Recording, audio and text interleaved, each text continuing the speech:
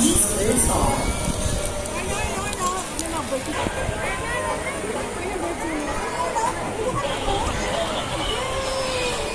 Let us know about our flag racing bird, Chaco. Chaco is among the red qualities. Very good, the show has officially started. Round plus from Chaco between the show.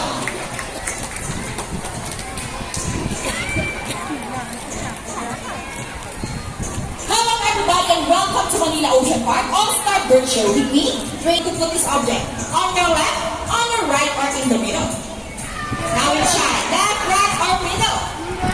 Okay, so let's put it right here. Now let's gather our psychic bird, Dazzle. Dazzle is our silver-crested cockatoo. Scientific name, Kakatuwa galerita. They inhabit in open woodlands and forests along the east coast of Australia. They are very loud birds and can mimic almost any sound. They typically feed on seeds, nuts, fruits, such as durian, papaya, rambutan, and they also love corn. Now guys, do you think Dazzle has the ability to find the hidden object? If it's yes, then say, you can do it, Dazzle. You can do it, Dazzle. Go, Dazzle. Woo! Wow! Nice! Now, for next featured birds are just like any famous ready, set, go! Give us one down this first ball. We're going to be Sassy. Another one from Rocky. And it's a tie from last ball. Rocky wins! What is it about the King of David? You guys, this is time. Hold it. They want another race. Oh, he wants another race, Rated JV? Are you sure about that? Do you want Sassy to lose again?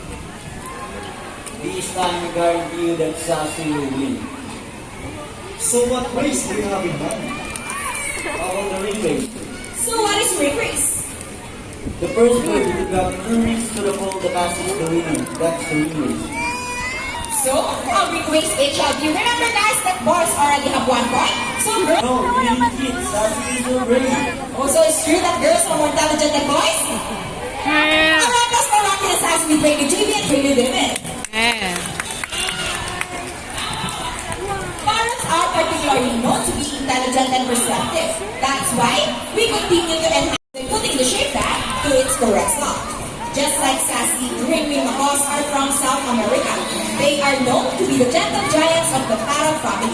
It is because they are the second largest next to the hyacinth macaws. Nice. They can grow up to 92 centimeters in length and can live up to 8 years old. Scientific name is Archaeopteryx.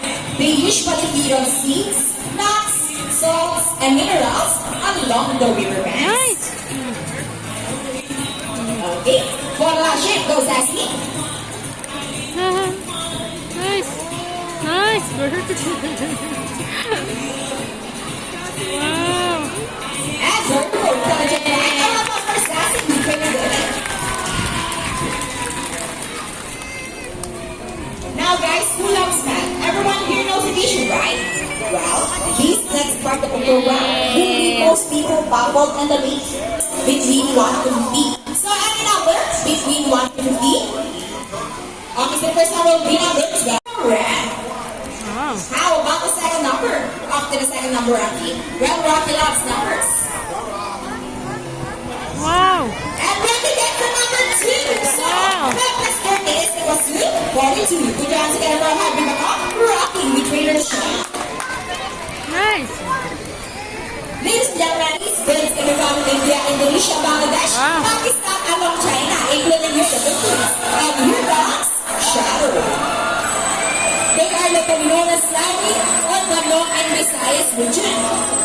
And as you can see, we have our homing pigeons. Homing pigeons is an animal meaning to express and name. How about lampas for our Bobby guys and our homing pigeons? Here in Manila Ocean Park, we believe there is hope. We only not trying to take care of our friends in the sea, but also for those who have the landed here as well. Now, who knows 3 R's? It's reduce, reuse, and recycle. Very good. So here's some of the bird once again. They're going to show us the proper waste disposal.